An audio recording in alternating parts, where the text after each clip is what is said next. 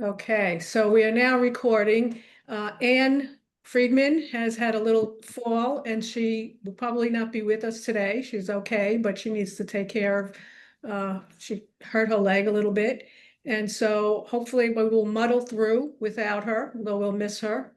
Um, the first order of business, I think, is what you can see on the screen, the agenda. We're going to have three speakers, and then we'll address some healthcare issues with Debbie Bell and Michael Foley from the Welfare Fund. Um, I just wanted to inform you that we had a passing of one of our executive committee members, Blanca Vasquez, and she was our alternate delegate. And so we're going to have to fill that vacancy.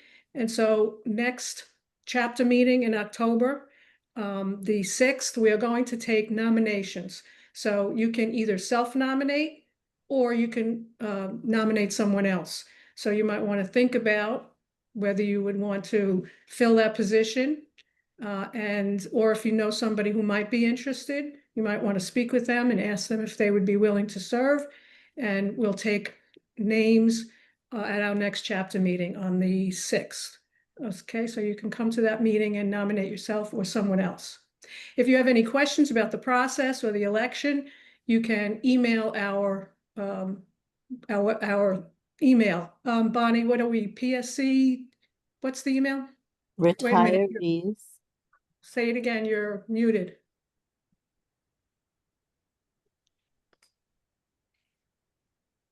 Okay, sorry, that's retirees@pscmail.org. Okay, And we'll also be sending out an announcement in the next email blast. right. I hope you all read those email blasts. They're very informative, that Bonnie spends so much time composing. Okay, so we're going to have to rely on the speakers to introduce themselves because I don't have the introduction. So the first speaker is going to be our president, James Davis. Is James He's on here. yet? Yes, Hi, he's here now. everybody. I just got in the room. Thank you for having me.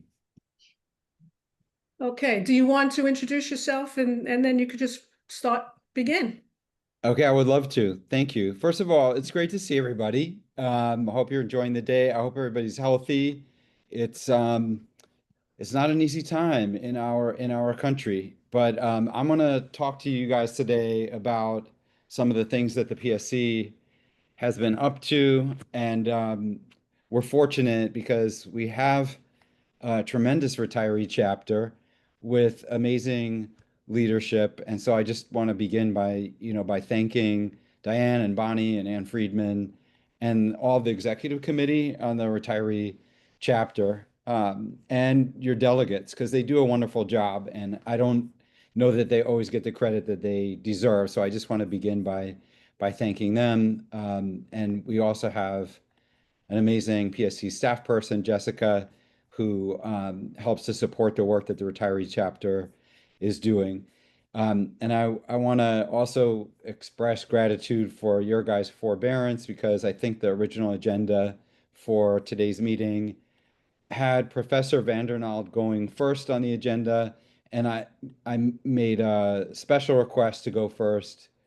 And appreciate the indulgence of the committee and letting me do that. So I wanted to speak with you all a little bit about the state of our union, and then I think Joseph Naald is going to speak more broadly about the state of unions in the country. And this is always a really good tradition, I feel like, as the start of the academic year.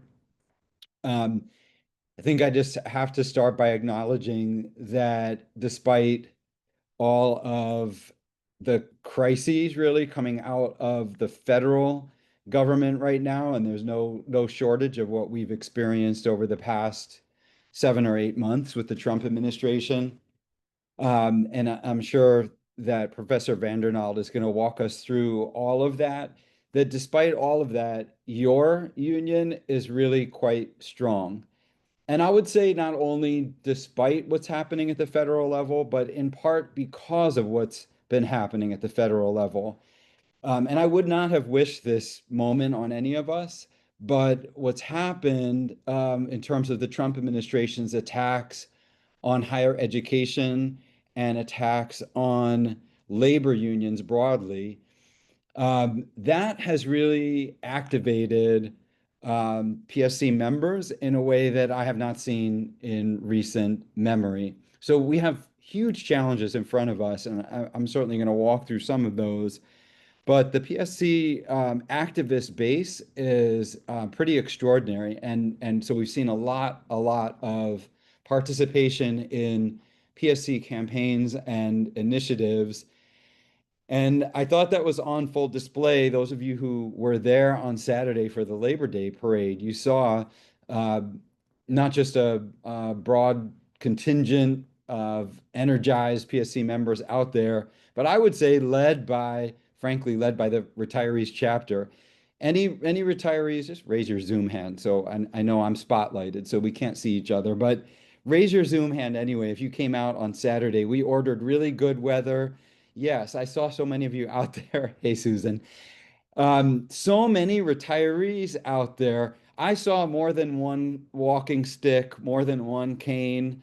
But gosh darn it, we made our way up Fifth Avenue, and retirees were, I won't say overrepresented, because can retirees ever be overrepresented? Healthy representation from the retiree chapter at the Labor Day parade. That was pretty inspiring.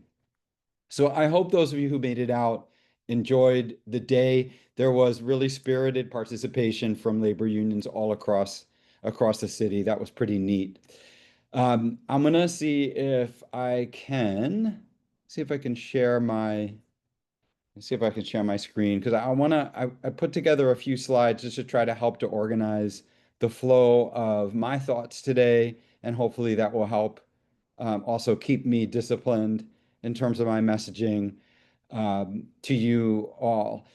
While I go ahead and try to pull this up, I think the main message that I want to convey, I'll go into some detail on a few things that the PSC has been working on, but I feel like the most important thing that I can convey is from the perspective of the PSC leadership, including our chapter chairs, um, you know, including folks from the retiree chapter, is we're trying to build a kind of a durable resistance, because 4 years is a long time to have an aspiring authoritarian in office, and even 2 years is too long to wait for the midterm elections in 2026. Yes, the midterms are very important. They're really critical. We're organizing towards, voting some of the bums out of office nationally, but we have a lot of work to do before we can even get to November of 2026. And so we're trying to build a resilient PSC that can take on the challenges and that also understands ourselves as a union that is fighting forward and not just trying to go back to, well, whatever we had in place before the Trump administration took office. No, that's not good enough. Frankly, it's not good enough for our members. It's not good enough, certainly, for our students. And so we want to build a strong vision of what the university could be and what the city is that we need, frankly. That's not just retrospective and looking backwards. So I'm gonna share my screen, and I'm gonna talk about some of the things we're working on. And again, I don't want to presuppose that this is all news to you all, but I don't take for granted that you're all, for example, reading This Week in the PSC or Clarion vigilantly, all the time. So forgive me if I speak to some issues that you are already familiar with. I wanted to touch, before we go into kind of the federal fight back, I wanted to touch on where we've been over the summer in terms of contract implementation and some other areas that you may know about. Let me see if I can figure out how to um, uh, share my Zoom. No, there's a way to share my slideshow. There it is. Slideshow. Okay, awesome. Let me just do a very kind of quick and dirty, and this is not comprehensive, but this is just a few highlights of the implementation of the contract that have been really important, mostly to active members, but I think as retirees, you should know about these as well, and some of them do affect your perspective as retirees on our organization. When I think about the strength of the PSC, I want to just point out that some of the achievements that we have in the current contract are that we have implemented three across the board raises. The most important one came on September 1st, and then we have not most important, most recent one came on September 1st, and then we have another one coming up next year, a 3.5% raise. And what that means for our active members and some of you who retired recently are going to see this retro pay also in your pockets is that cumulatively raises over 9% since the start of the contract in March 2023. And if you count the last raise of the last contract, which was in November of 2022, that's an impact in terms of our members' wallets of 11.5% over the last 34 months. And the reason that I express it that way is because we got hit very, very hard. All of us did, not only, with increased cost of living in New York City, which is pretty exorbitant, right?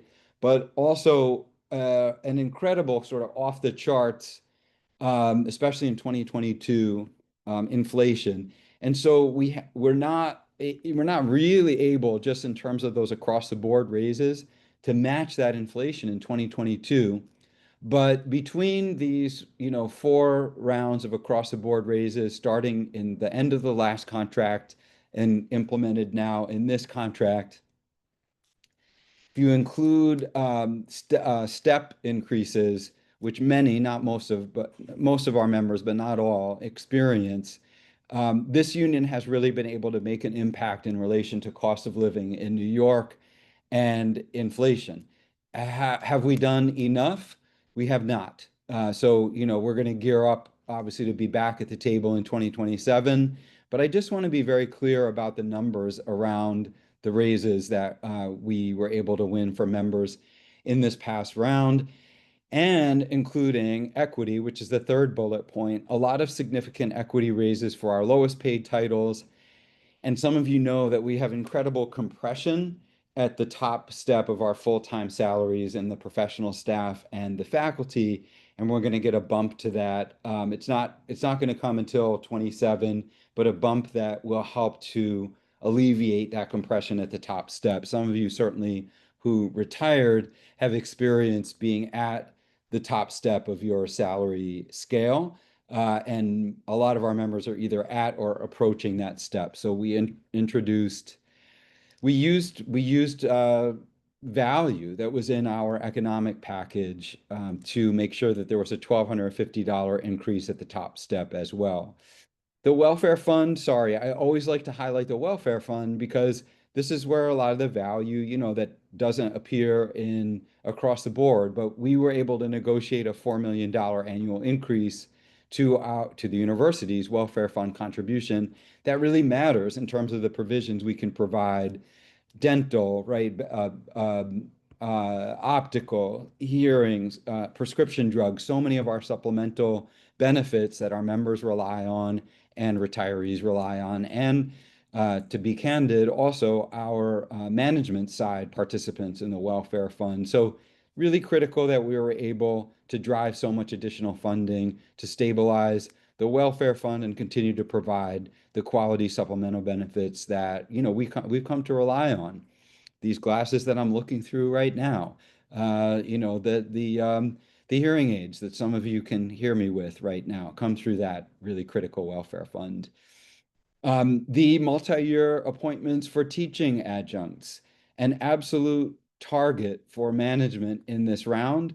And I'm pleased to say that despite some serious bumps in the road and struggle around implementation of the multi-year appointment for teaching adjuncts, we now have over 1,200 new appointments beginning this fall that are multi-year appointments of 2 consecutive years with an additional third year discretionary by the department. Again, that is not everything we went into bargaining. looking for, but the fact that we were able to salvage the multi-year appointment when the university was going after that is a credit to the organizing of our members in this contract campaign. And then, and again, this is just highlights, but it's not comprehensive. I feel like it's also really important to express in this room the importance of we have one health and safety, specific health and safety labor management committees on every campus. And those representatives are being trained by our health and safety watchdogs. I know there's people on this call who have been really important in the health and safety work that PSC has done over the years. So that's a flyover, and there's more things, and I hope, if we have time to talk about them, people want to raise, please feel free to do that. And there are many, many implementation issues that we were working on this summer and continue to work on as we head into the fall semester. Not able to advance my screen. Let me see if I can do that with some other.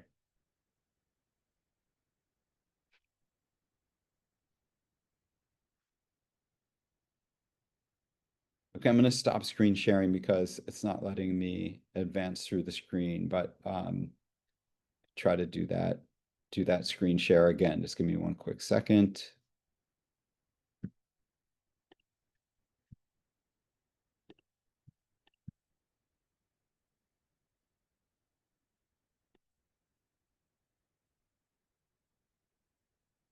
Okay. Okay, I want to talk for a minute about New York City health care, New York City health plans. So there's been a lot happening, and I want to touch back on this. Okay. Okay.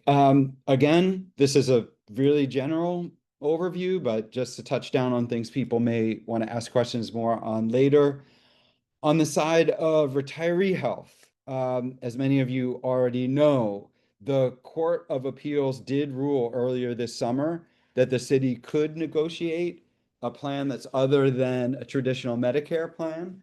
But really, what I think is a victory for the municipal retirees and their allies, including PSC and many activists on the retiree contingent of PSC.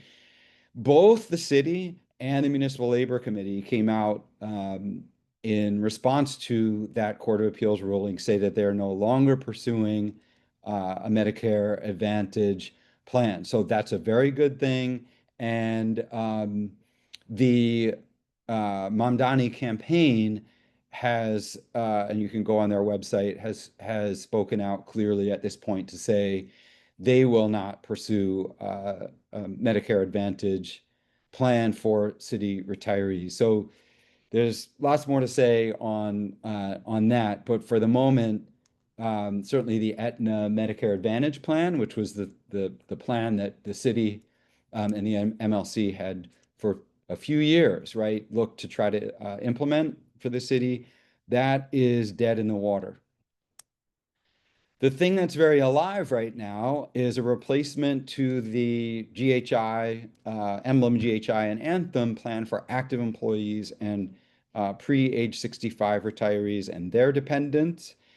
That is very, very much live right now. We are reviewing the information that's been provided to us through the negotiated acquisition process that the city and representatives from the MLC have negotiated. There is some information that we're able to put on our website right now.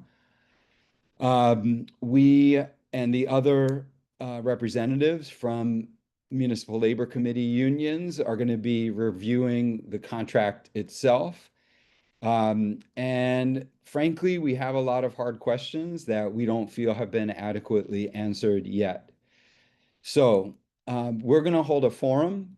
Not totally sure about the date yet. It's going to be sometime within the next couple of weeks. And again, I say this because we don't have a lot of age pre-65 retirees, but we have some. Other unions tend to have more representation in that category. But this is something that concerns all of us in the PSC. we have about 3/4 of our active members are participants in the Emblem GHI Anthem Comprehensive Benefits Plan. It's a very big deal, and especially coming off of the experience with the Medicare Advantage process, we need to know before I go into an MLC meeting and vote in any way whatsoever over approving this comprehensive benefits plan. We haven't had new providers in 40 years. So it's really important that we get this right, and that the hard questions that we have for the providers, which is going to be Emblem and United Health. Sorry, I should have put this on here, but it's been communicated in several communications we've put out. We need to know how they're going to achieve cost savings, who's going to be in their network, what the copays are going to look like. It is going to be a premium-free plan, but there are lots of questions that are still to be answered. And importantly, the delegate assembly is going to have the PSC delegate assembly is going to vote on any successor agreement. Okay. Does anybody know, Jessica, do you happen to know how I should advance through my PowerPoint if I'm screen sharing? Because none of I'm my, so sorry. I didn't know that that was a thing. yeah, okay, so If you press your space bar, it doesn't happen. yeah, it's my fault. Oh, there we go. That worked, right? Yes. Wanted to speak a little bit about the federal fight back. I mean, look, I don't probably need to tell any of you on this call what we in the labor movement are facing and what we as a university are facing. There's like a double barrel assault coming at colleges and universities and coming at organized labor. And I'm sure Professor Naald is going to speak about this. But for example, if you've been paying attention to the attack on the federal unions, right, you know that the Trump administration basically stripped collective bargaining rights from nearly 500 million federal workers, right? Sorry, 445, is it 445,000? Yes, excuse me, 445,000 federal workers have lost their collective bargaining rights. It's very serious what's happening. And so we're trying to extend solidarity from folks here in New York State to our counterparts in the federal workforce to support what they're going through. But it's really rough right now.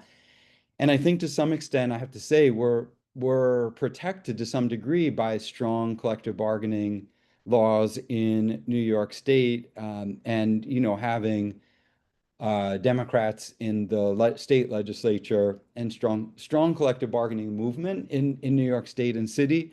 But this is a really serious moment for collective bargaining. I think you could call it a crisis in unionization around the country. What we're trying to do in the PSC is to activate and educate our members primarily around kind of key areas of struggle coming out of the spring and heading into fall semester. And they're highlighted here on the PSC website. You can go and find federal fight back.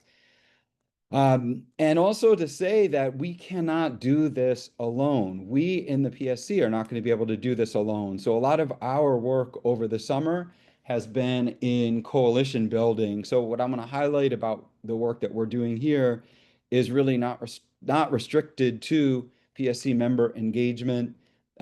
We've been doing quite a bit of outreach to our national affiliates, especially AFT and AAUP.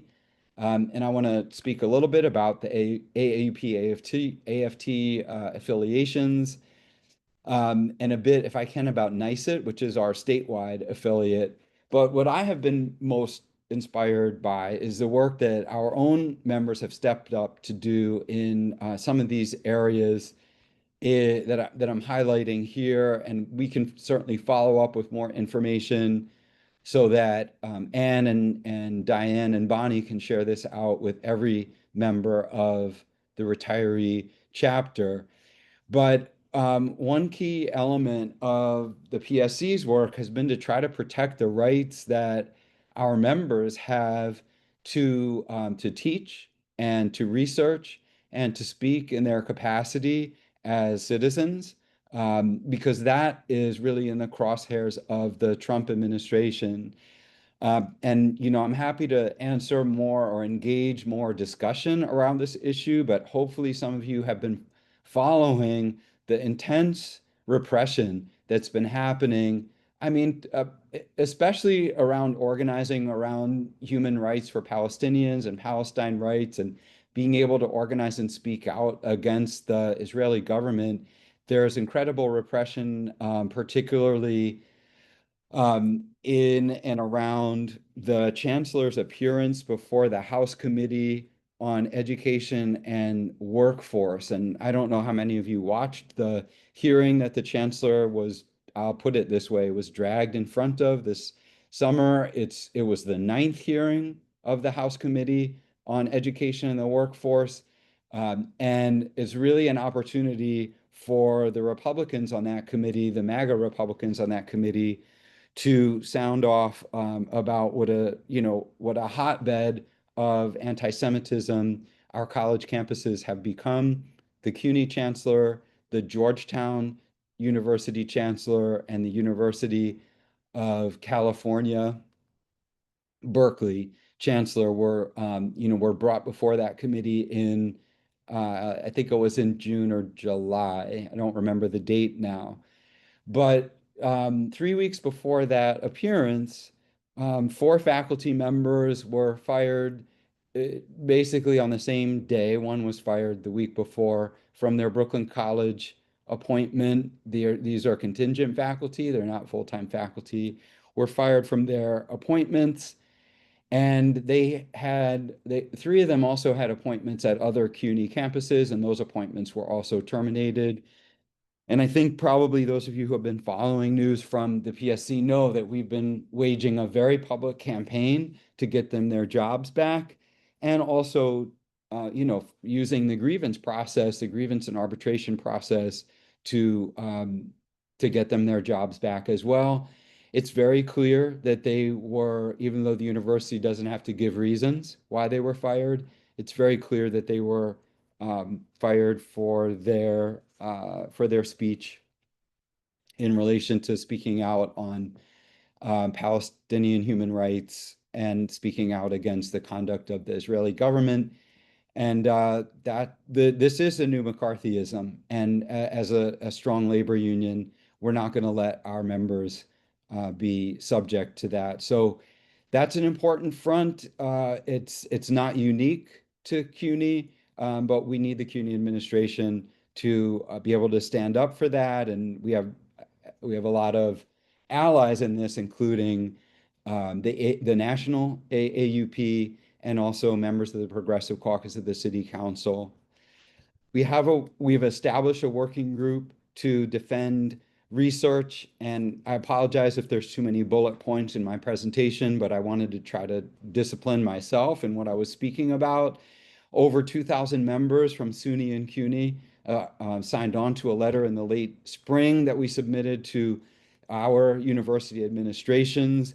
We held a press conference in front of the Trump building on Wall Street on June 30th, and a speak out where we heard primarily from our colleagues in the sciences to talk about how important science research is. Even basic science research is the lifeblood of our universities. And a lot of PSC members, including maybe some on this call, but a lot of active members placed op-eds in the late spring, which I think helped our campaign to get CUNY to pledge bridge funding. This was at a point where federal research funding was being relentlessly cut, not just for projects that had words like diversity and equity and inclusion in the title, right, of their work, but even projects that could plausibly, right, be cut because they may have something to do that was antithetical with the so-called Trump agenda. And I'm putting air quotes around that because anything and everything now that could be considered real science could be spun as antithetical to the president's agenda. And some of you know this, but really our colleagues were literally getting letters that were saying that, this funding is being either suspended or canceled because it's not consistent with the president's agenda. And that was enough to do it. So, credit where it's due. The CUNY administration and the provost's office worked to provide bridge funding. Colleges were asked to match the funding from the central administration, but that's been very important. And then finally, and I'll mention this again later, the AFT recently prevailed in a lawsuit that they brought jointly with Harvard University AAUP chapter restore pipeline for federal research funding. And you guys may have read about this last week. We're sure the Trump administration is going to appeal that ruling, but it was a really important ruling, and you should read it if you haven't, to hear what the judge said about why the federal funding that was already committed to this university has nothing to do with what Harvard did or did not do to protect Jewish students during the spring 2024 and Jewish members of the campus community around anti-Semitic behavior, and that these two things, this is really a pretext. The funding cuts are a pretext and need to be restored. It's a very important decision. I know that my time is probably short, so I'm gonna cut some corners on the last few slides that I wanted to share with you, and make sure you have a chance to ask me any questions or give me any comments that you have. But a huge front of our fight back and our fight forward, I like to call it the fight forward, because we're not just fighting back, has been around immigrant solidarity. So many of our members have stepped forward to work in one way or another with demonstrating solidarity with immigrant members of our campus communities, and frankly, with the city. So our first front was to make sure that our students and our colleagues know their rights with respect to ICE incursions on our campuses or in the communities. We had so many of our members hanging up PSC created posters for their offices and their walls of their cubicles, just to show that ICE is not welcome in our city, and that the Trump crackdown was an affront to everything that CUNY stands for historically and to today. There's a lot of fear, obviously, out in and around the city, and we felt it was particularly important for the folks who work at CUNY to show this is what CUNY is about. There are statements of solidarity on our website that were put onto folks' syllabi in the spring and again this fall semester to send a signal. And we realize it's symbolic, but it's a very important symbolic gesture to say that the Trump administration, the rhetoric and the material impact that they're trying to have on the city are unwelcome, and we're going to fight back with every fiber that we have as a labor union. We were able to drive ICE recruiters in the spring out of the city university. This was particularly important at John Jay College, where, as folks there know, the relationship that John Jay has to law enforcement broadly, but a federal wing of that law enforcement recruitment was really unwelcome. And so we may see this again, given the noises that the Trump administration is making in terms of bringing National Guard, Department of Homeland Security, ramping that up throughout the city. We may not be finished yet with this effort, but driving ICE recruiters out of CUNY in the spring was a really important gesture of immigrant solidarity. And then CUNY invested in additional legal support. We don't want to take all the credit for that, but we think there was so much, kind of bottom up, ground up agitation and activism from CUNY students and members of the PSC to make sure that our undocumented students were well served. And frankly, and this isn't immigrant solidarity per se, frankly, that our international colleagues and students understood what resources were available to them as well. That's going to continue to be critically important for us. And then finally, and some of you have been involved in this, hundreds of members have shown incredible courage in coming out to trainings that we've done. And frankly, there are not other labor unions that are doing this the same way we have. But to train people to show up at 26 Federal Plaza, 150 Broadway, and to show up to immigration and asylum hearings to accompany members of our community who are appearing for their federally mandated, their court mandated hearings, and are placing themselves and their families at risk of being dragged into an ICE van and placed into expedited deportation proceedings. It's very scary what's been going on in Lower Manhattan Federal Court. But this is kind of ground zero, if you'll forgive the metaphor, for New York City targeting of our most vulnerable immigrants. And so PSC has been really active and played a critical role. And we're now in discussion with other labor unions in the Central Labor Council to help to train in terms of this kind of court support. Not everyone in the PSC wants to do this work, but we're not doing anything that's illegal, and that's very, very important. And we've made a tangible impact on people's, literally on people's lives because of what happens in those federal courts. So there's going to be an expansion into our campuses in terms of committees at the colleges, in terms of immigrant solidarity. And I wanted to support that. Wanted to mention the support we're doing around that. I think I'm going to cut short just for the sake of time and not to signal any priority for the union, but there's work that's being done in social safety net. And I know Lorraine Cohen is here, who's the chair of that committee. And I want to ask Bonnie and Anne and Diane to circulate through Lorraine to the rest of the chapter, the priorities for the Social Safety Net Committee for the fall, just for the sake of my own time. And the same thing, we'll do that with the sexuality and gender work that's going on, as well as environmental justice, because there's too much to go through in today's meeting.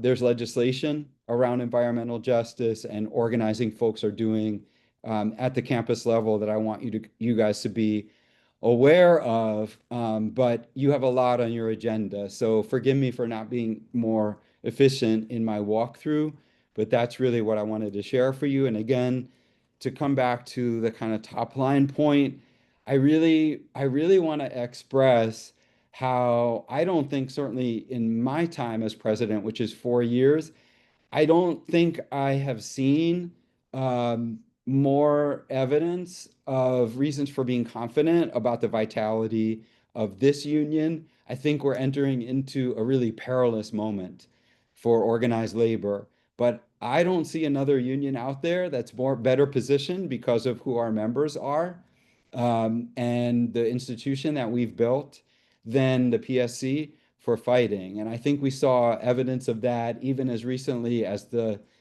Saturday evening Bernie Sanders and Zoran Mamdani held a, against oligarchy tour, a stop at Brooklyn College, and Zoran Mamdani took the stage, and the very first thing that he said, was to shout out the Professional Staff Congress and the work that we're doing. And I think that that's a credit to the members of this union, that the leading candidate for mayor would take the stage and to say, before I begin my remarks, I want to just give credit to the labor union at the city university. That's a testament to the institution that a lot of folks on this call who have been, involved in organizing on so many fronts to make sure the PSC is a vibrant and resilient organization. That's a testament to the work that folks here have done, frankly, over decades. So let me stop there, and glad to take a few questions and comments before I actually have to go review the contract for our city health plan, and make sure that if we kick the tires on it, that it's good enough to approve, which frankly I'm not sure yet. So thank you all for your willingness to have me here today, and I'll stop. Great. Thank you, James, for that encouraging message. And maybe Jessica can put the YouTube link for the Brooklyn event in the chat. So people, if they're interested, we figured out it was about 2 hours, so you don't have to watch the whole thing, obviously, but you might want to take a look at it. So if you have time for questions, who would like to raise their Zoom hand so we can see who would like to ask a question of James before he has to run off? Don't see any, actually. That's not possible. I know. They're all stunned. There- Let's There's just, too much happening. I know, Retirees are too engaged. I don't believe it. it is overwhelming though. It is. Okay, I'm just still looking around to see. Don't hold back. Nora has a question or Okay, a go comment. ahead, Nora. I don't see you, but okay, go ahead. You might have to unmute yourself. Thank you so much. Just to follow up, James, on the health plans for retirees, you spoke about the pre-65 folks and the current employed, but what about the retirees? I'm concerned because I have the Empire and for older adults, and I just got a bill thinking that I was covered. So I'm hoping that you're going to be supporting the plus 65 retirees. And if you can talk about that or clarify, thank you. Nora, I'm going to try. Thank you for the question. I'm going to try to respond. And I'm not sure if do you guys have Debbie Bell on today's meeting as well? It's on our agenda. Jessica, is she here yet? I don't think so. Well, okay. But Nora, if you don't get a satisfactory answer to my question, Debbie may be able to flesh this out because as you guys know, Debbie continues, despite her retirement, to represent PSC on a technicals committee within Municipal Labor Committee. So look, I think in terms of retiree healthcare, two things. One, the most important thing that we can do right now as a labor union is to make sure that neither Andrew Cuomo nor Eric Adams becomes the mayor. I mean, Zoran Mamdani in the mayor's office will not impose a privatized retiree health plan. The Mamdani administration, should he become mayor, will not move retirees into Medicare Advantage. Part two is the fight at the federal level to make sure that traditional Medicare remains strong and doesn't move in the direction of Medicare Advantage. Like, for example, the pilot that's happening in 5 different states right now around the country to introduce multiple new prior authorizations, which had not been the case with traditional Medicare, but they're piloting this in 5 states. Well, you know what happens when there's a pilot, right? They're going to try to ramp that up and scale it. So part of what we need to do as a union is to make sure that on the national level, we're working with our national affiliates to shut down the pernicious changes that the Trump administration would love to see in eviscerating some of the important provisions in traditional Medicare. I mean, look, the position of the Professional Staff Congress has been and continues to be that we need a national single payer health plan so that we're not in conversations like this in the first place, where we need to pick and choose about who's entitled to health care in this country, retiree versus active, employed versus not employed, tiered hospitals, in network, out of network. That's the soup that we're in right now, and we're going to be in that soup in the foreseeable future. But the long-term goal, and hopefully it's not too long-term, it's within our lifetimes, is that we get to a point where we have national single payer. But while we're in the soup right now, right, these are big, big fights because the folks who got Trump into office would love to send Medicare, like everything else that's part of the social safety net, right, back into the Stone Age. So, Nora, I would have to follow up with you on the specifics of what you talked about with the bill, with the Empire Plan. But I think if we can maintain, we are really an outlier here in New York City that we have a traditional Medicare plan for retirees plus a fully paid supplemental Medigap plan. That's an unusual thing for municipal workforces, retiree workforces in the country. That's obviously where the PSC is going to continue to fight. And Nora, if I haven't responded to the specifics around Empire, please feel free to follow up. Thank you. Okay, I see Joan has her hand up, Joan Greenbaum. Thank you, James. I'm often overwhelmed by what I see we're all doing. I have a quick question, and that's, will there be further trainings for people to go to the courthouses? The Yes. courthouse. Yes, there will. And I can't remember whether we have one on the calendar, but if you look on the PSC calendar, there will be. Thank you for asking, Joan.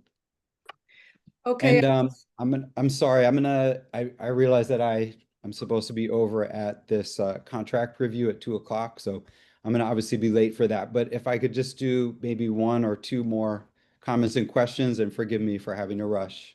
it's okay. Okay, we have Joel Schwartz. Yes, hi. Hi, can you hear me? Hi, Yes. Joel. Yep. Yes, hi, hello. I just wanted to, I didn't see it on the agenda.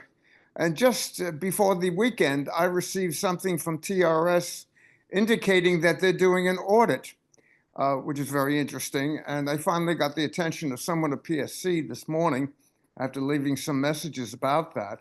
And I'd like that to be briefly discussed at this meeting because the letter was not that friendly. It said that if I didn't comply with a picture, I thought it was out of the movie Midnight Run, where I had to hold up a newspaper. My son took a picture of that, and I'm ready to send that in to them because that's what they required, plus a copy of my passport or my driver's license and so forth. And if I didn't comply within a couple of weeks, my pension would be suspended. And I think this, I don't know, apparently, according to the PSC office, a number of other people called in response to this also. And this is a great concern. This is treating retirees, people who have varying degree of health problems or pretty decent health, Yeah. like myself. And I think it's just an outrage to deal with people like that and people in opposition who are maybe a little bit more vulnerable. And I think this is a very important issue. And I'd like to call it to the attention of the PSC retired chapter Well, thank you. today. I wasn't aware of that. I appreciate you raising it. And Eileen and Glenn are responding in the chat. I'll follow up because I wasn't aware of what's happening. Want to make sure, first of all, that it's not a scam, but I understand why it's an alarming notification to receive. So let's see what we can find out and follow up with the chapter as a whole. Joel, thank Yes, you. it's going to do it. I don't think it is. I don't think it is a scam because it came on stationery. I don't do anything online. Right. I do things Maybe a by routine this way. check to make, yeah, it might be a routine check to make sure that people are still alive who are receiving Yeah. pensions, but I don't want to assume anything. Okay, so James, if you have some more time, we have Stephanie next, unless you have to run. Yeah, I got to run after Stephanie, but Cindy can call me. Hi, Cindy. Okay, go Hi, ahead. Sorry. I just have a question about, some people went ahead and joined Aetna Medicare, and Yeah. some of them are fine with it and some of them are not. But what will happen to them if a retiree is now in Aetna Medicare? Okay, thank you, Stephanie, for the question. So just to be clear, there's a number of retiree health plans and active, but there's a number of different retiree health plans that the city makes available. And if you've selected to go into an Aetna retiree health plan, that is fine. That's your choice to make. The specific plan, though, that is off the table is what was supposed to be, right, a replacement for the city provided traditional Medicare and Medigap plan. That's not available for enrollment. And so I think, Elizabeth, I think I think there's a simple answer to your question, which is if you've gone ahead and enrolled in it, it's because you shows an available plan, whereas the one that was being negotiated to move folks off of Medicare, regular Medicare, was never made available for enrollment in the first place. And someone will correct me if I got that wrong. Okay, thank you, James. So if Elizabeth and Shauna can write to our email, then maybe we can get answers to your questions, as James has. Okay, and again, sorry I have to rush, but have me back as soon as you can, please, and thank you very much. We will. Stay healthy, stay active. Look forward to seeing you all in the streets. Okay, thanks a lot. Bye-bye.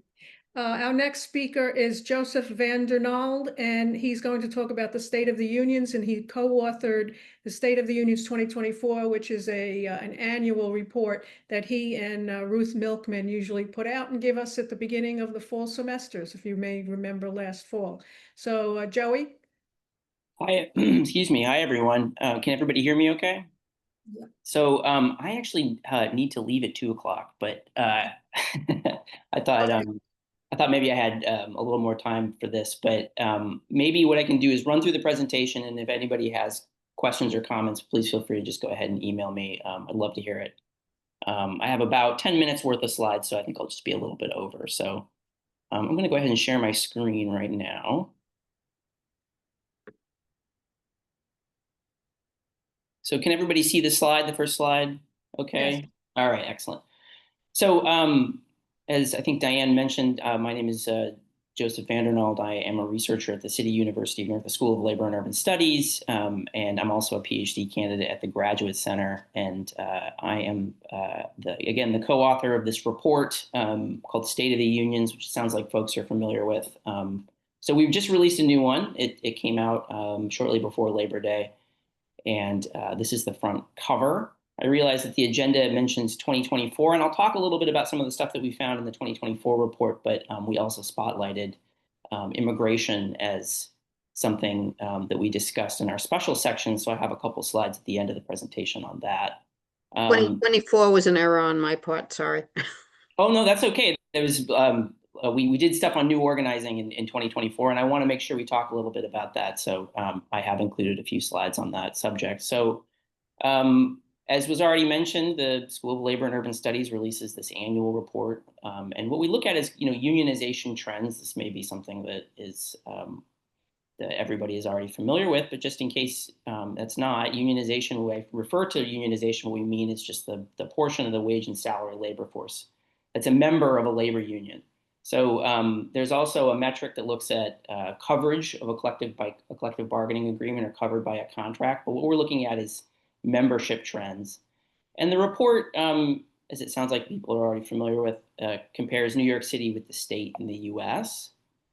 And we look at union density or union membership trends by public and private sector, race and gender breakouts, industry group, nativity, and immigration status.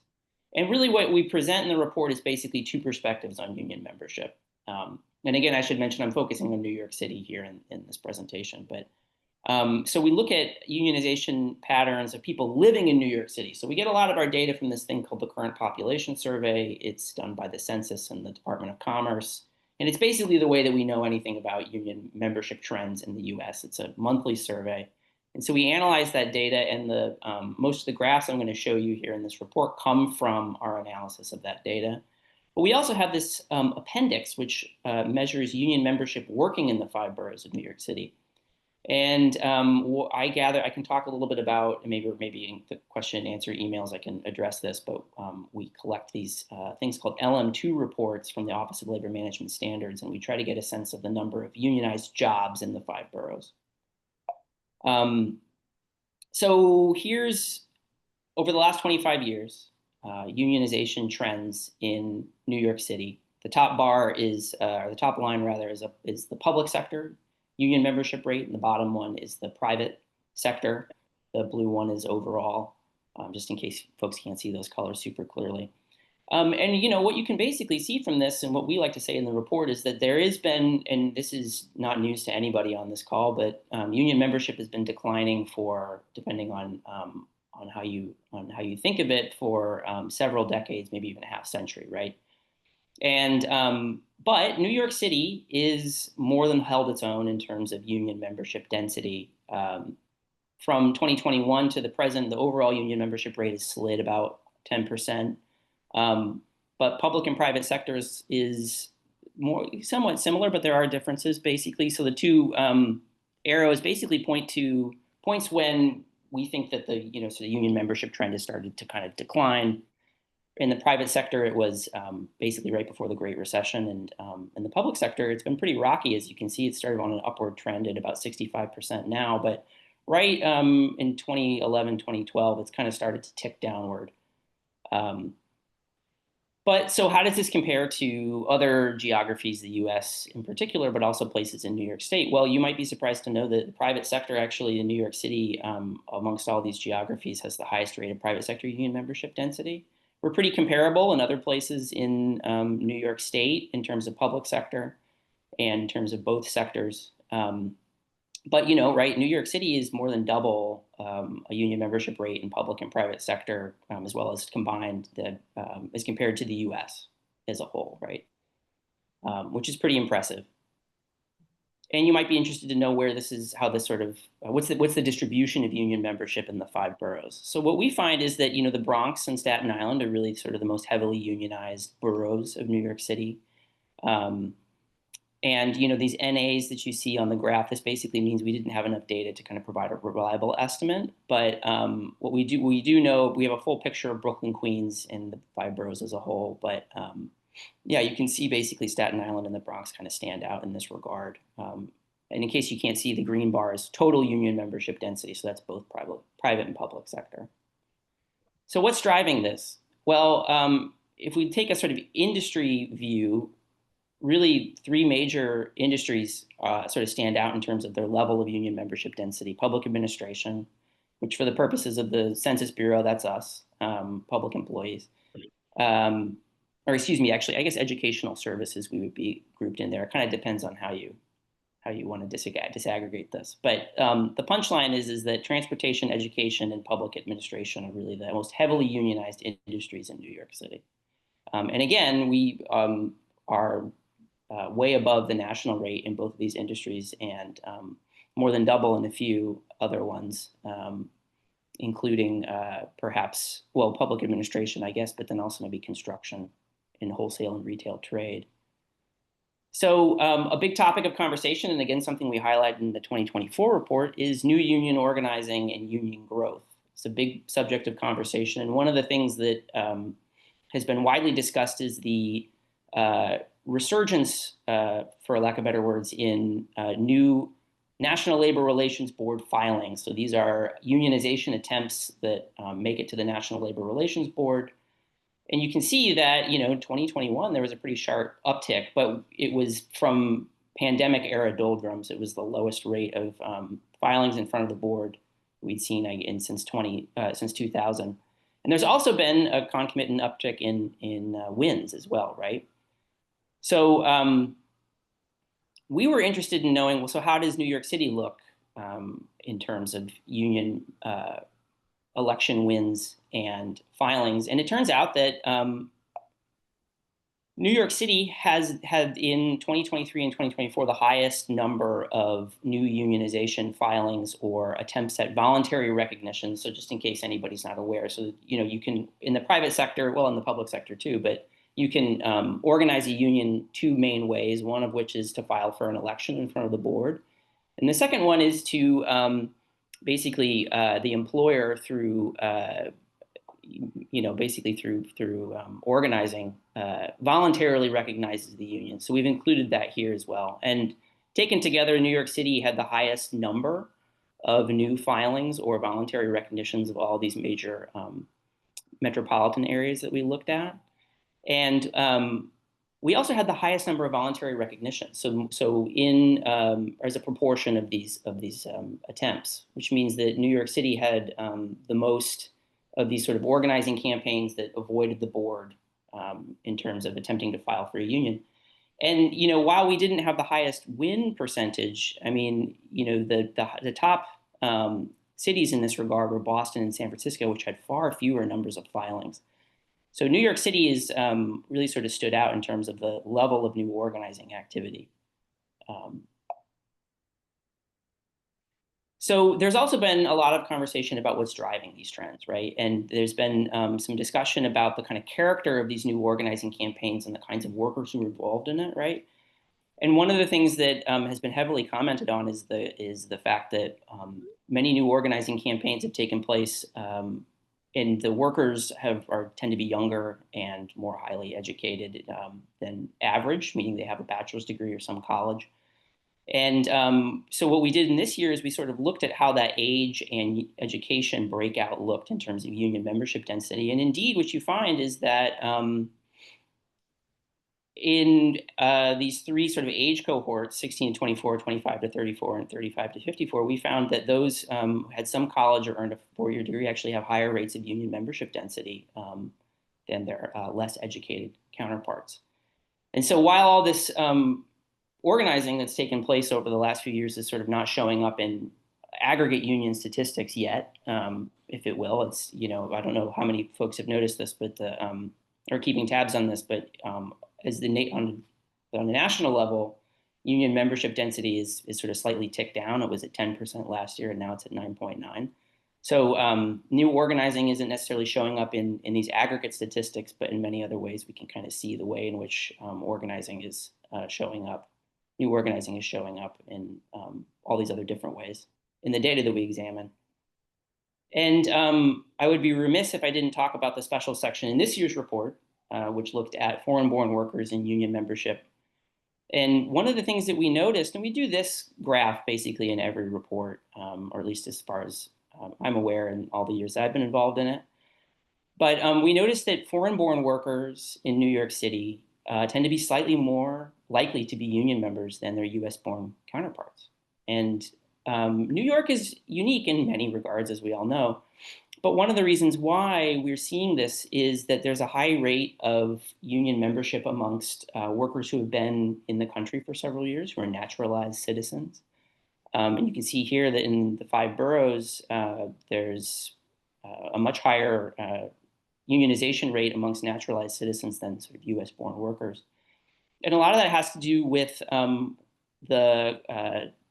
again, naturalized citizens, but people who have been in the country for quite a while, right? And we can see this kind of in an opposite way if we look at those who arrived in 2010 or later. So these are newer immigrants, when they still have unionization rates that are above the national average, but less likely to be union members than their counterparts who have been in New York City and in the country for longer periods of time. So that was sort of a whirlwind tour through the data. And this is my email address at SLU. Please feel free to go ahead and email me with any of your questions and comments. And I should mention that the report is available on the School of Labor and Urban Studies website.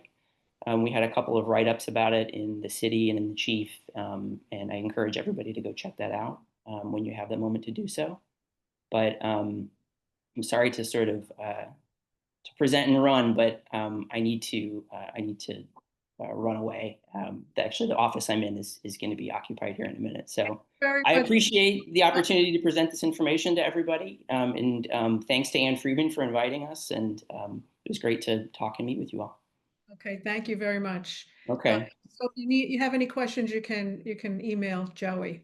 Ann is on with us right now, so we're going to go to her because she was on the agenda to give her little talk about the state of our chapter. So Ann, where are you? Okay, unmute. Hi, can you hear me? Yes. Yes. Okay, thank you. Well, good afternoon, mighty retirees, and welcome to the first meeting of the 2025-2026 academic year. I hope that you've had a restful and enjoyable summer, though it seems almost impossible in this crazy world that we're living. And for us as retirees, waiting for a definitive and positive answer to our healthcare situation. And hopefully Debbie, who's going to follow me, will give us some good news. That would be great. I want to extend a special welcome to our new retirees and provide a brief overview of what this last year looked like for our chapter. Well, I'm the chair, but I work closely with our vice chair. As you could see, she took over immediately to start the meeting when I had a little fall and scraped my leg. I work closely with Diane and with our secretary, Bonnie, to form a leadership team. And if there's one word that describes the way we work, I would say it's collaboration. And I often look to them for advice and to stand in for me if I can't be there. Diane oversees the work of our newsletter. She monitors our finances, and she has been instrumental in reviving the pension committee. Bonnie has become a healthcare expert with very much of the very much needed knowledge about Medicare and all things related. She keeps us organized and is the main driver in creating those information-rich blasts that you receive between our meetings.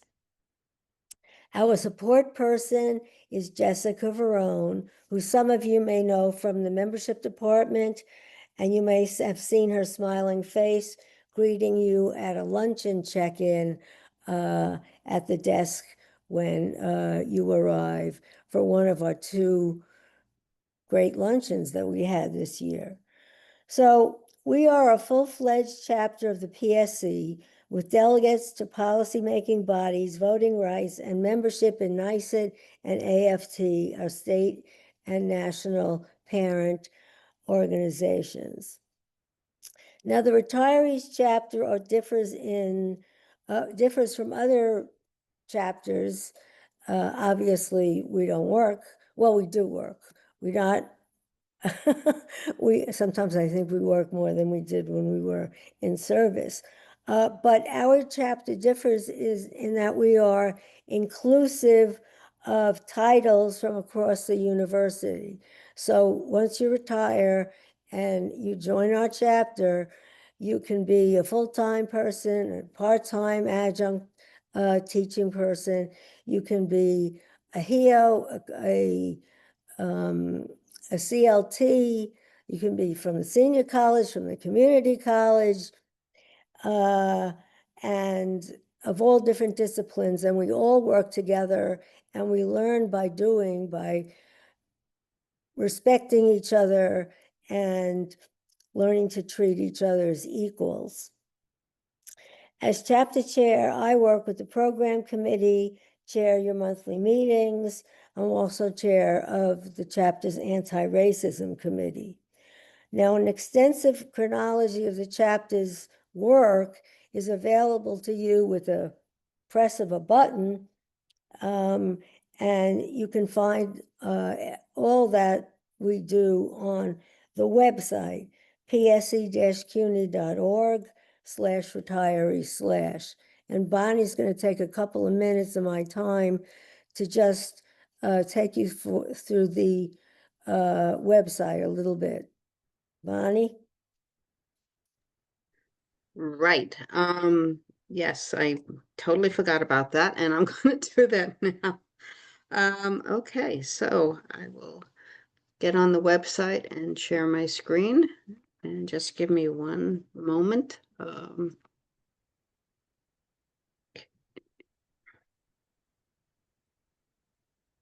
Would you like me to come back to you, Bonnie? Yeah, why don't you come back? Well, Yeah, actually, let me come back to you because okay.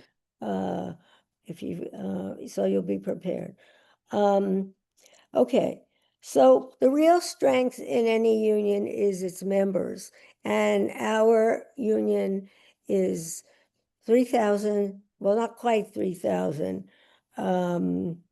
Where's my number here? 2,972 members. And every year I've been saying we want to get to 2,000, we want to get to 3,000, we want to get to 3,000. And we have a membership team that's working towards that. And you should have received an invoice for this coming year's dues.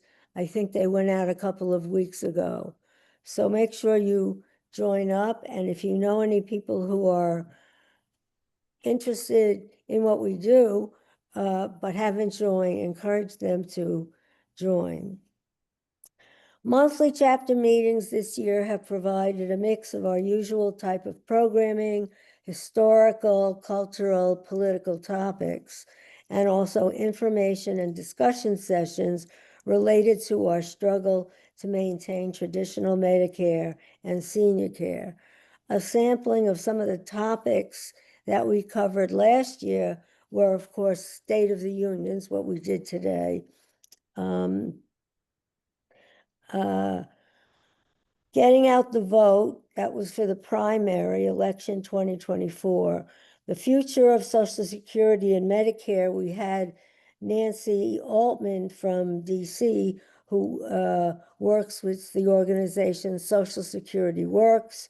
We had her. Then we had reflections on the elections. What could we learn? Honoring the James Baldwin Centennial, labor in China, financial planning after retirement. I missed that meeting, but I hear that it was very successful. And the last meeting of the year, we talked about the mayoral election and particularly ranked choice voting. And as I said before, I think we had 2 great luncheons attended by 80 to 100 people this year, and hopefully we can do that again. Bonnie, are you ready? Yeah, yes, Okay. can do now. Okay, so I will share my screen.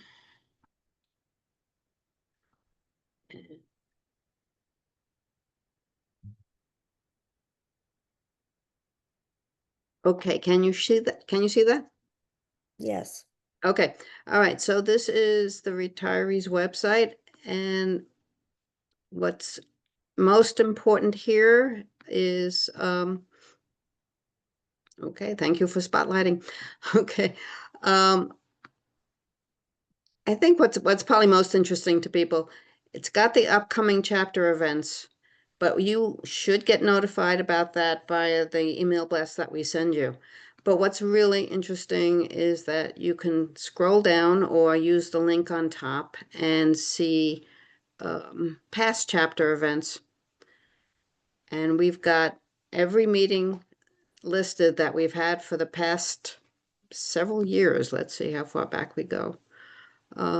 This is going back to 2020, 2021. We have every meeting since we started going on Zoom. They've all been recorded. And so there's a link to each meeting there, along with a description of what we had. So if you miss any of our meetings, if you came late to this one, the video of the meeting will be up in a few days. And that's really, really valuable to go back and look at. Also on newsletters. All of our newsletters are available online. Since we started making them available electronically, and here's the latest one. So if you missed the link from our email blast, you can always go back to our website and find the where am I? Sorry, it's a little hard to maneuver when you're sharing your screen. Things look a little bit different. But anyway, you can find all the recent issues of the website. And let's go back to retirees. Okay. There's also a link to pay your dues. And the website is just psc-cuny.org/retirees. So it's very easy to find. Also, there's latest news about retiree healthcare. When anything comes up, we post it here on the What's Happening with Our Healthcare page.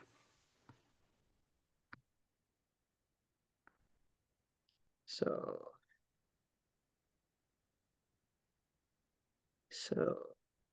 Yeah, there's been nothing new. Well, oh, we put up the news about the proposed emblem GHR replacement that was announced on September 5th. And we put that here as soon as we were able to within a few days. So if you're looking to see what's new, what's going on with the retiree healthcare, this is the place to go. We will tell you in an email blast. Sometimes we get it up here first, and sometimes you'll see it in an email blast first. And that's probably all you need to know. Is also information about how to get in touch with us. And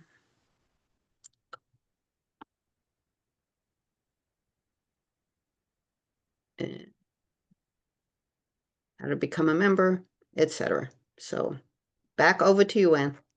Okay, thank you, Bonnie. I'm so sorry I caught you unawares. I should have, That's okay. You had told I me to do this, and should have, got in the way. we should have checked in together before this. Well, I said before that the members make us strong as we are. But we also have an executive council that's more than just names on a piece of stationery. The members of our executive council meet at least monthly, but all of them are involved with other committees of the union. I'm going to move through this because I see it's till 2:19 already, and I know people are anxious to hear from Debbie and from Michael. We can see members of our chapter at demonstrations, we write letters, we make phone calls and support the advocacy work of our union. We serve on PSC-wide committees. We chair and co-chair some of those. The Social Safety Networking Group is now chaired by Lorraine Cohen. And our Environmental Justice Working Group is co-chaired by Eileen Moran and Nancy Romer.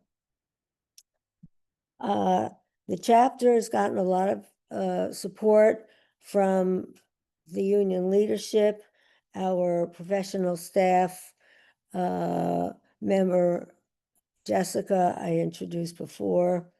And the union has hired experts. Debbie is one of them. We'll be coming on in a minute.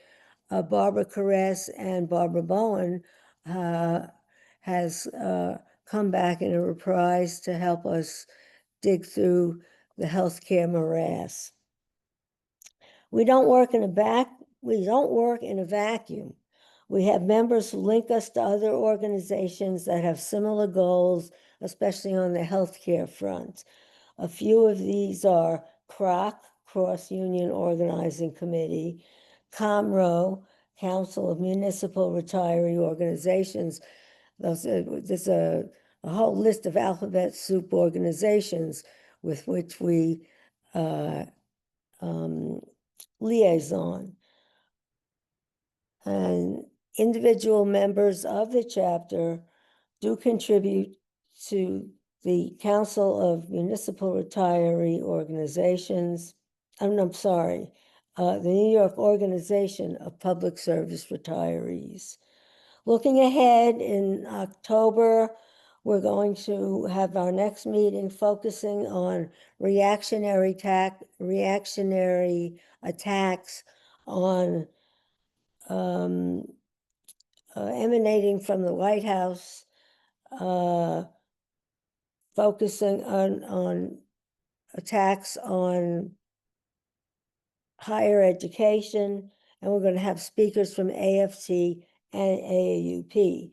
In November, we're going to follow up with a second meeting on artificial intelligence, and in December, Jim Cohen will talk to us a second time about living arrangements for elderly. I think I'm going to stop right now and bring Debbie on. If you want to write to us, retirees@pscmail.org, and we try to answer every question and respond to every comment. Okay, is Debbie Debbie in the house? I am here. Okay, Debbie and then Mike Foley. Thank you. Okay. I'm going to start with a question that was posted in the chat, which deals with recent retirees who are eligible for back pay. Hopefully you have received the appropriate back pay. And I will point out that in order to receive the ratification bonus, you had to have been on payroll the last day of the fall 24 semester and the first day of the spring 25 semester. And I know there are a few people out there who probably missed that spring date because they retired earlier. Nevertheless, and the question was, will the pension calculations be reviewed and updated as necessary? And the answer is yes. Historically, this has taken a while. So you should keep your hands on all your paperwork with regard to your back pay, etc. TIAA is less complicated because you don't receive a monthly benefit. The more complicated one, the more complicated one is TRS. And they can be slow in doing the recalculations. But as I say, be in touch with your HR, the college HR person, and be in touch with the union, and the union will be working to stay on top of what's going on with that. Now, what's happened with healthcare over the summer? Number one, the New York State Appeals Court ruled in favor of the city with regard to the city's interpretation of the administrative code. What they found was that the administrative code says Medicare eligible city retirees are eligible for Medicare, but that the administrative code does not guarantee a supplemental plan for traditional Medicare. It's a little bit, subtle nuance going on there, but nevertheless, the good news is, rather than having to relitigate and fine-tune and etc., the mayor decided that he will not pursue eligible retirees having to automatically be put into Medicare Advantage. So what that means is, for those of you on Medicare, it's status quo. If you're in senior care, keep your senior care. Now, Mayor Adams may not be mayor all that much longer.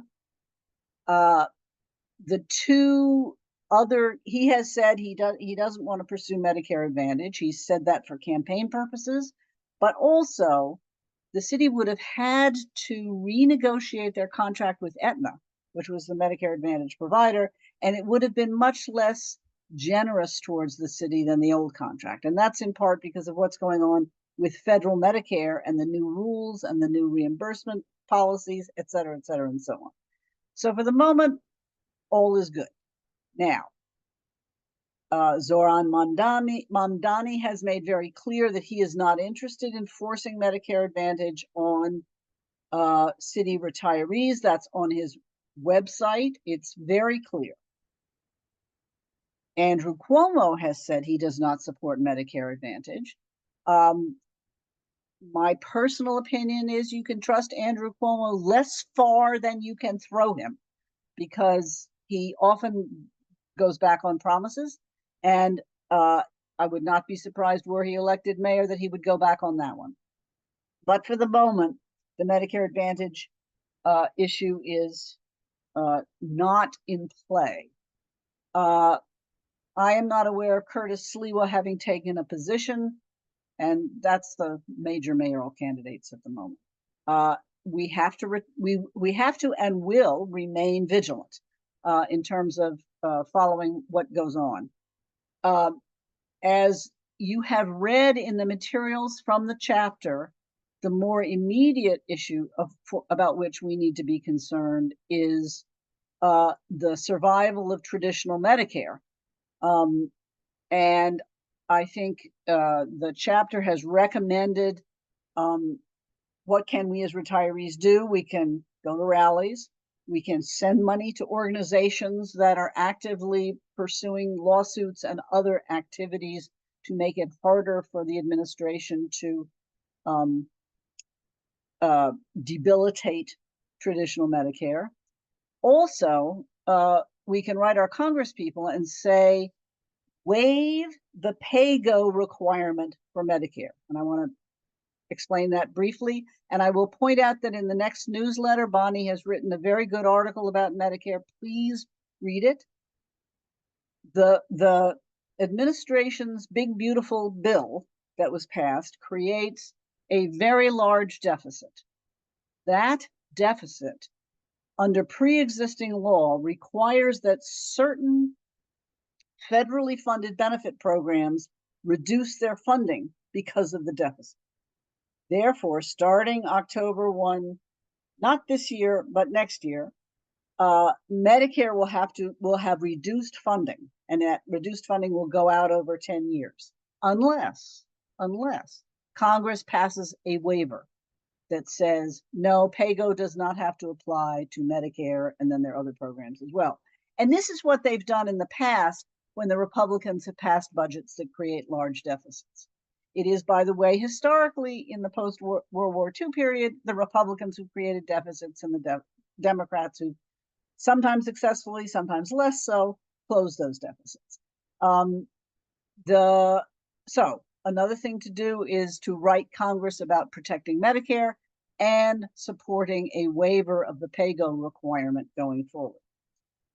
The other thing I just wanted to point out for folks, in New York State, Governor Hochul and the legislature are going to be very actively involved in trying to protect everyone from the assaults of the Trump administration, in particular in the area involving Medicaid cuts, which are going to be Medicaid is the health insurance program that supports insurance for lower income children, families, etc.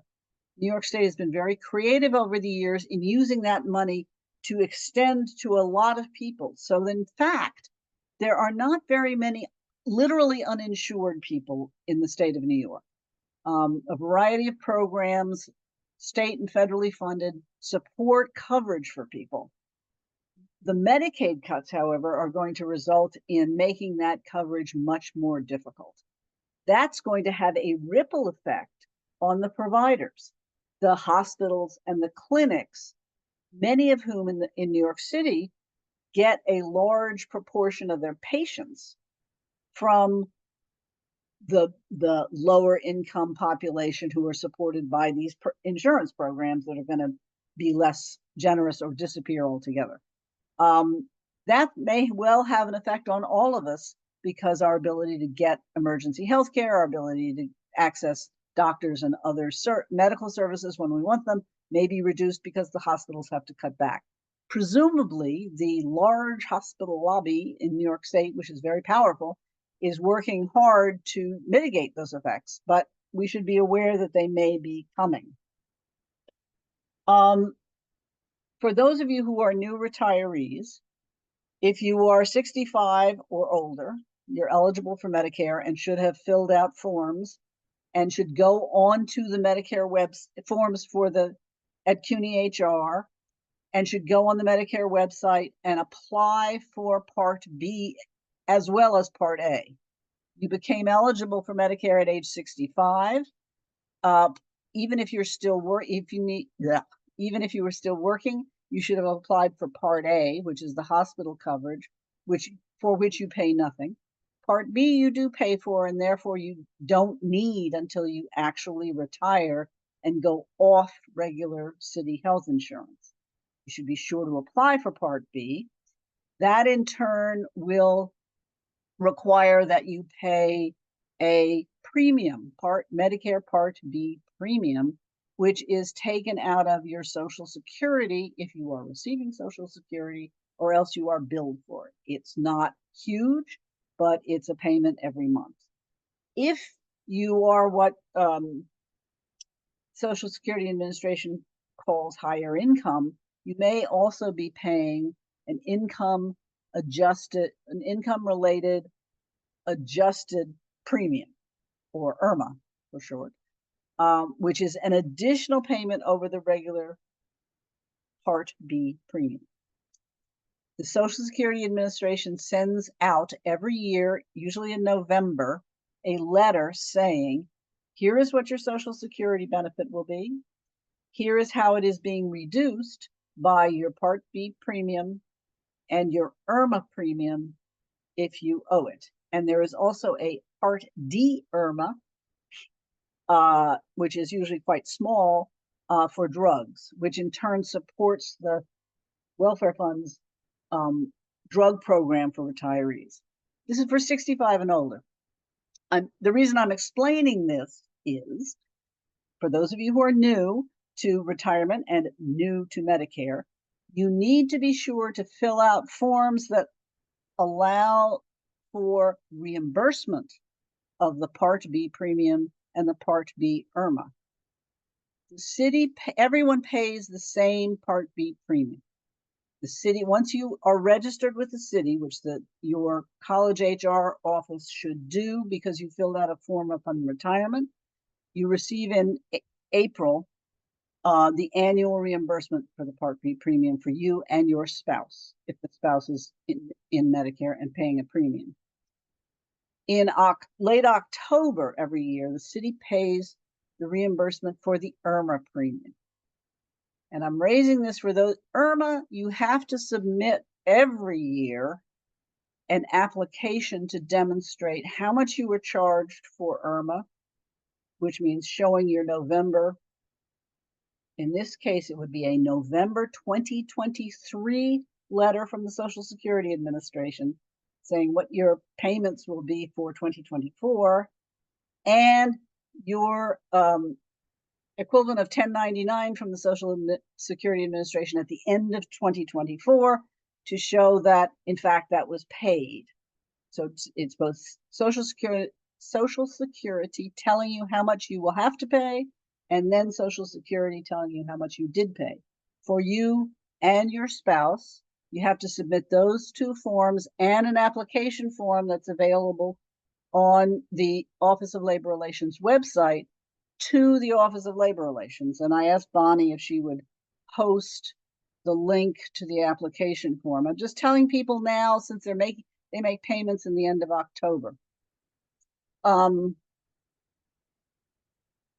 If you are not 65 and you are retired, you are covered by the same plan that you were covered by as an active employee. For those people who, as an active employee and as a pre-65 retiree, are covered by GHI, Blue Cross, now Anthem, that plan is going to change. I believe President Davis, I'm sorry I couldn't get on earlier, but I believe President Davis mentioned that the city has negotiated a new health plan, which is expected to start January 1 of 2026. The union is in the process of trying to review the details of this plan.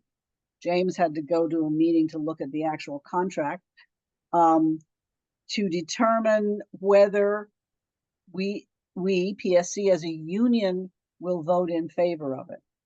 Healthcare is negotiated between the city and the unions. The unions are a party to, they don't sign the contract, but they are party to the discussions and have to accept what the city has negotiated. To date, the city's position is that, one, the plan that if you are in GHI Blue Cross, the plan won't change a lot. Most of the providers will remain the same. They are working to get more providers into the plan. The biggest advantage will be for those pre-65 retirees who don't live in New York City, but live outside of the downstate, the 13 counties downstate. and have had a lot of, like in Florida, Arizona, Ohio, have had a lot of trouble finding doctors who accept GHI.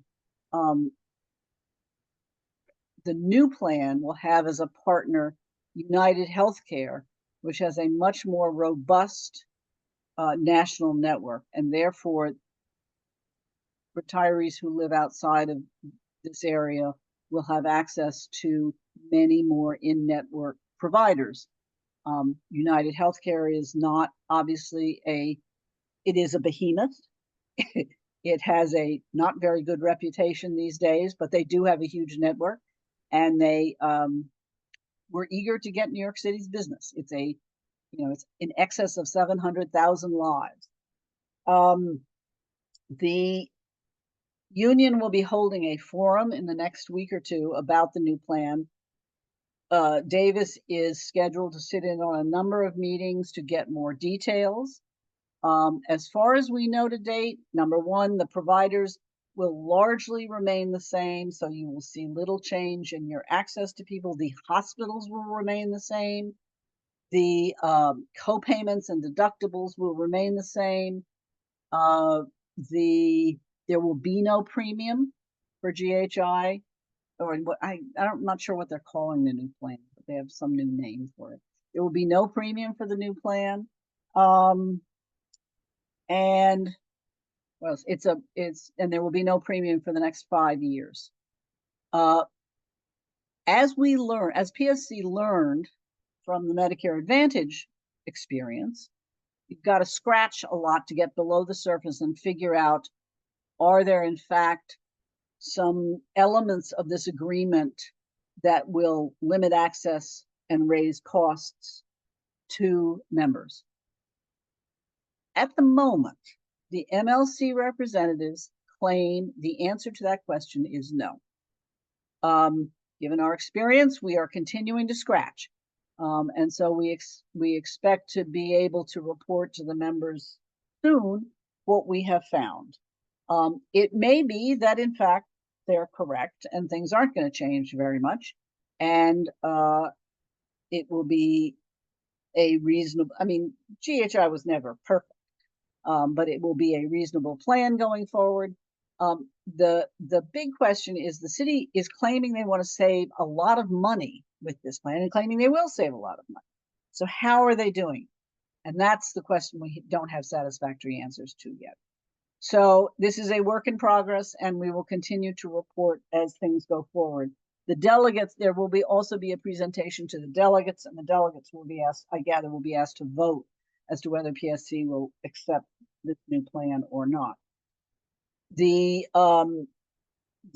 world of the MLC is dominated by DC 37 and by UFT, which between the two institutions represents a large majority of city employees. So if those two unions are in support of the plan, it is likely that it will go forward. But there is a lot of noise among the leaders of smaller unions for greater transparency this time around, before a vote is taken. So hopefully there will be more going forward. I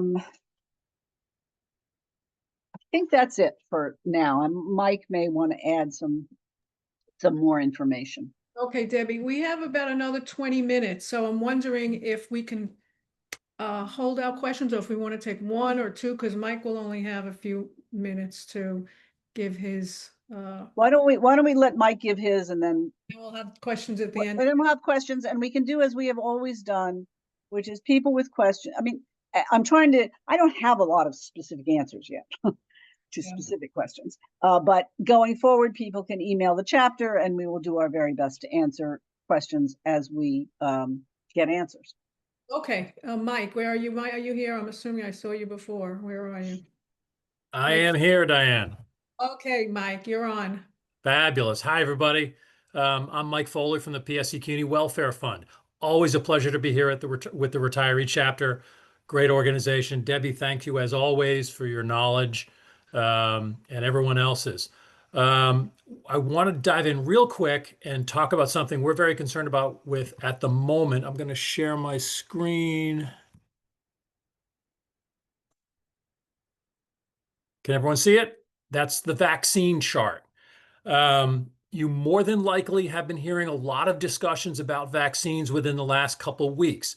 There's things happening on the national level that are very concerning. A lot of contradictory and confusing information has been going around almost daily, if not hourly, depending on who's talking in Washington. We're concerned because flu season is nearly here. There's new COVID variations going around, and we want everyone to understand what's available to them and if there's been any changes due to some of the noise coming out of the National Institutes of Health on in DC. This chart that you're looking at, if you're over 65, you're using your Medicare card for the COVID-19 vaccine, the flu vaccine, and the pneumonia vaccine. You're using your your CVS SilverScripts card for RSV, shingles, and Tdap. Now, some of that confusing information was, will New York require you to go get a prescription for these vaccines? Something that had never happened before in recent times. You would simply walk into your pharmacy, get a COVID shot, get a flu shot. You may incur a copay here or there, but there was nothing restricting you from getting a vaccine.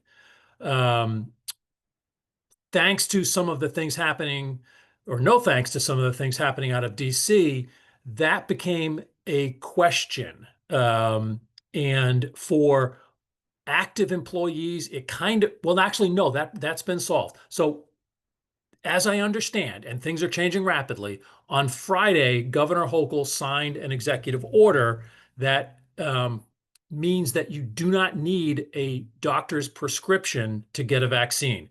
And that's for under 65 retirees and over 65 retirees. So right now, I think everything is good. You can walk into a pharmacy or your doctor's office, use your Medicare card for COVID, flu, and pneumonia, use your CVS SilverScripts card for the other vaccines listed here. So I would urge everyone to go ahead and do that. Like I said, it's going to be colder soon. And in order to stay healthy, let's get those shots. And I'm curious, let me put this out there to everyone on the call. If you've been to the pharmacy and sought a vaccine within the last, say, week or so, has anyone incurred any trouble at all obtaining that vaccine? I'm going to dive right into some answers. Mary Ann, let me know, please. I was able to get the COVID vaccine, but not RSV. Okay. So I have to go back and speak to them again because obviously they should have my SilverScripts card already, but I think Yep. not everybody at CVS is equally well informed. That's true. To Mary Ann's point, bring all your cards with you. In other Yep. words, if you run into trouble at the counter, just keep putting your cards down. Put the SilverScript card down, put your Medicare card down. Tell the pharmacist, one of these is going to work, run them. So yeah, just advocate for yourself, be a little aggressive, and things should work out. Has anyone else incurred any trouble getting their vaccines in the last couple of weeks? Good. So right now, I think everyone's okay. Keep an eye on the news. I think in New York, both active employees and retired community employees will be all right. But who knows what's going to happen? There's so many crazy things coming down on any given day that it bears being knowledgeable about it. You can always contact us here at the Welfare Fund and let us know if you're incurring any problems whatsoever. It's easier than dealing with the city of New York. We can at least offer you some guidance. Moving on, I've mentioned this a little bit in the past, but we're getting ready to make a big announcement. Brooklyn College is going to be in network for the hearing aid benefit. So our hearing aid benefit, True Hearing, and Brooklyn College and CUNY have been negotiating to add Brooklyn College as an in-network provider for hearing aids and hearing exams. So if your 3-year period is up and you're eligible, or if you've never used the hearing aid benefit, you might want to consider using the audiology clinic at Brooklyn College, keeping it in the family, so to speak. They've run a great program over there for something like 30 years. And they're really happy to be part of the vendor network, so to speak. And you can utilize all aspects of the benefit. $1,500 per ear, $3,000 total every 3 years for that hearing aid benefit. So if you don't know when you last used the benefit, give us a call. We'll check and see if you're eligible. It's a great benefit, and and we're going to be working on a kind of a wide-ranging big announcement. But I just wanted to mention to you here first, because you're the most engaged audience. Doris, quick question. Yes. When the governor signed this no prescriptions, she said it was only for 30 days. So Okay. you have to get it within the next 30 days. I All don't right. know if that's All going to right. be. Let's everyone leave the call and go to the pharmacy then. But thank you, Doris. I was not aware of that information. So thank you. Yeah. Yeah, like I said, this is a crazy situation. Some of these rules coming out of NIH are just make no sense. And it's almost like they're trying to put people in harm's way. So please keep an eye on the news. Please call us. And thank you, Doris, for that information. So I think time is of the essence. If you've got the time and you can get to the pharmacy, now's the time to get those vaccines. What else? What else? Some of you may have gotten a recent letter from us regarding using your Medicare card for some prescriptions versus your CVS SilverScript card. I don't want to die. We tailored the message to folks that are receiving specific medications, so I don't really want to discuss on an open call if you received the letter or whatnot, only because HIPAA rules and things like that. But if you receive the letter and you're confused by it, please give us a call. In essence, what it is, it's a way to put a few more $100 in your pocket if you're utilizing certain medications by using your Medicare card instead of your CVS SilverScript card. So give me a call if you're confused about it, and we can guide you through that process. Cecilia, quick question. Yeah, I think that the governor's decision is for the next 3 months, not 30 days. Okay, that's better news. That's good. So the legislature meets so that legislation can be passed on this issue. Excellent, excellent. I'm glad to hear that. I'm happy that New York leaders, as usual, are thinking of people's well-being, and we'll certainly check that out. Look for some communications from us probably within the next couple days, and we'll offer some more specific guidance. But I just wanted everyone to take a look at this chart and remind them to utilize your Medicare card or your SilverScript card, depending on which vaccine you're seeking. Always worth remembering, if you have the catastrophic major medical policy and or the long-term care policy, don't hesitate to put those policies to work. I kind of wish they wouldn't call it a catastrophic plan because it implies that it's only for catastrophes. It really kind of isn't.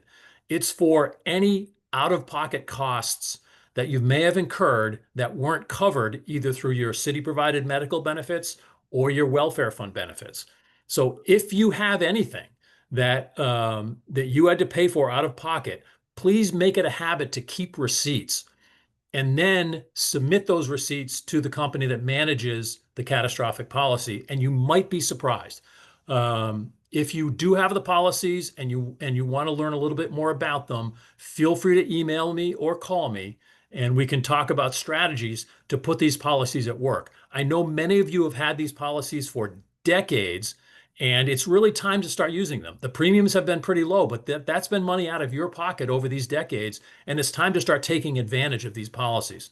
So don't think of it only if there's a catastrophe or if there's an assisted living situation that you need to go into. These policies can work for you now. So let's talk about that. If you want to specifically talk to me about it, don't hesitate to email and call. Erwin. Erwin, you're muted, Erwin. Thank you. The company that now does the work for the catastrophe major medical is called Corbridge. And That's correct. they are much more responsive than any company that I've seen before. They actually answer the phone quickly and they are very helpful. So if Good. somebody does have a claim, they will work with you to have it completed. Good. That's always been a challenge, Erwin. You're absolutely right. Some of the previous administrators, getting them on the phone is the first challenge. Getting them to recognize that you have the policy is the second challenge. And then actually, managing it for you can be a challenge. So I'm glad that that you're having a better experience. I'm always there to advocate for you if you run into any issues with either the Hancock and the long-term care policy or AMBA/Corbridge for your catastrophic policy. So I'm there to sort of step in if need be. Michelle over at NICET and I sort of serve the same role in a way. So just don't hesitate to call and email me if you're running into any issues with either of those insurance-based policies. William. Well, okay, you can hear me now. Yep. Do you know if there's any news on the continuation of the $2,000 cap on prescription Medicare costs, prescription drug costs for 2026? No, only that the cap is a little less than that for PSC Community Welfare Fund members like yourselves. We assume some of that cost. So the cap is actually close to about a little under 1,600. So it's a little easier to meet that threshold for welfare fund retirees. All right. Well, if there's any news, I'm sure you'll let us know. Thank you. It's probably going to stick around. I mean, in some form or another. I just hope it doesn't go up. Is the situation. Thank you.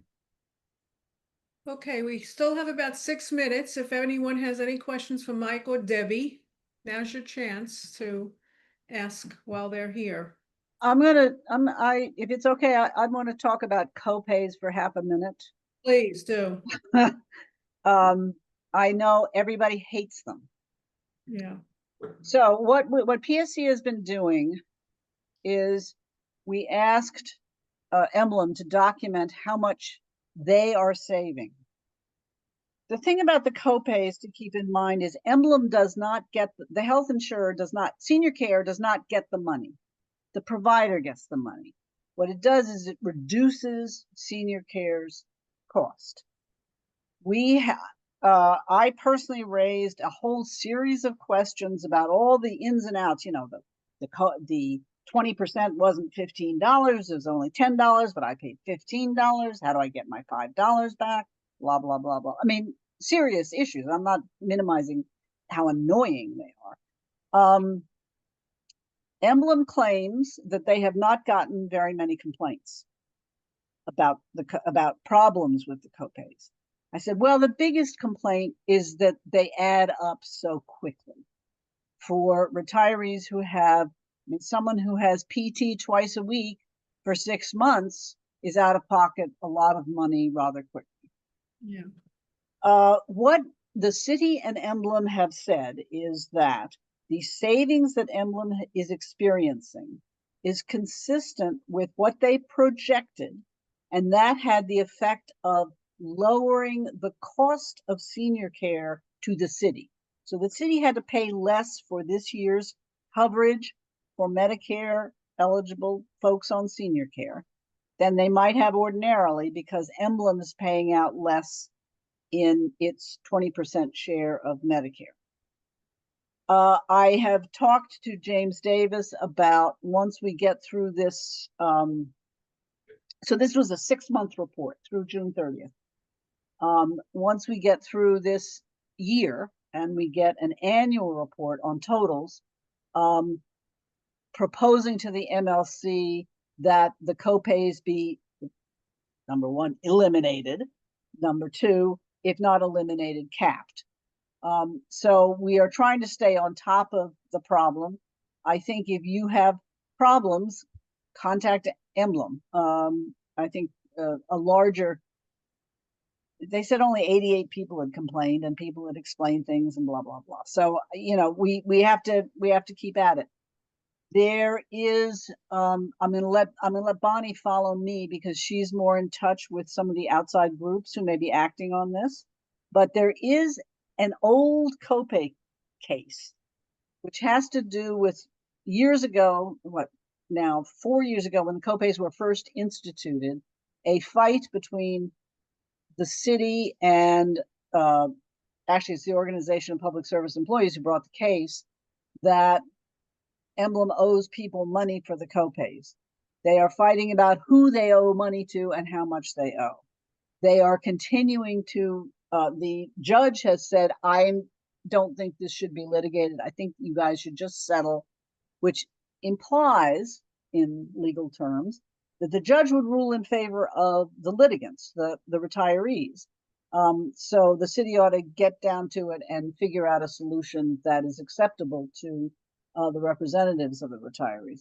So I'm told they are working on it. But that's an old case. I don't know if there are any other legal actions afoot. But I just wanted to bring people up to date and to let you know that the union is aware of the burden that this new policy has placed on retirees, particularly those who have a lot of medical visits over the year. Okay, thanks, Debbie. We'll let Bonnie follow up, and then we'll call on Elizabeth. And somebody just had their hand up and disappeared. Okay, Bonnie. I don't have much to add to what Debbie said. I just want to clarify that the New York City Organization of Public Service retiree case, I believe that the judge ruled in favor of the New York City Organization of Public Service retirees because the copays were not in the contract. So then the city and Emblem renegotiated the contract and put them in the contract. So the question is, for that period of time when the copays were not in the contract, should people be reimbursed for them? That's what people were asked to save their receipts for. But the New York City Organization of Public Service Retirees, I believe, is still litigating whether there should be copays. I don't think anybody has any great expectations that they will win that one. But my question is about caps. Now, active members also pay copays, and I believe there is a cap on the amount that they have to spend with copays. So I was going to ask Debbie, what is that cap, and why don't we have a cap? We can just pay forever. I can't remember. It's I believe one cap is $1,500 a year. I think that's the outpatient cap, but I'm not sure. There are charts that I just don't have them right at hand. But so it's still a fairly sizable amount of money, but it's capped. So if you're someone who literally has, PT twice a week for a year plus all your doctor's appointments, you would get through there pretty quickly. Why don't retirees have caps? I don't know. I mean, I think that the expectation probably was that the city wanted to save money on senior care. This $15 would get the city there. That's why I want a detailed report on what Emblem is actually saving, because if they're saving more than they need to save, that becomes fuel for a cap argument. But even if they aren't, I think the PSC will argue for capping. I think there needs to be a cap just out of basic fairness and consideration for people going bankrupt, because they could go bankrupt. Exactly. No. I agree with you, Bonnie. Yeah. Okay. Okay, we'll have two more questions, Elizabeth and then Jack. Yes, I want to thank everybody who's giving us all of this information, Bonnie and Debbie and Mike, because this is really, really very crucial for all of us. Mike, you started off mentioning the new audiology place at Brooklyn, and then somebody put in something about audiology at CUNY. Is there a specific center that for evaluation when you start to be evaluated that we have targeted as best for our members? True Hearing, our benefit provider, does audiology exams at any True Hearing provider throughout the 5 boroughs or elsewhere. So the best place to start is either call us or call a specific number at True Hearing just for PSC CUNY active members and retirees. The number's on our website, and they'll connect you with either the closest office to you or remind you if you used a past office or something along those lines. I would urge everyone to really consider Brooklyn College as the place to go. If you can get there, then It's I would say very, use it. very far from me, so. Okay. Yeah. The best place for you to start then would be to call True Hearing on that special phone number, and they will find the office closest to you. Thank you very much. Okay, Jack, you'll be the last questioner. Bonnie, you just spoke about a date when the situation changed between not paying co-payments and paying them. And since I'm a recent retiree, I don't know whether that applies to me as of before I retired. What was the date when that change occurred? That was 2021, I think. Uh-huh. So it probably would not apply to you, Jack. Right. Okay. Thanks.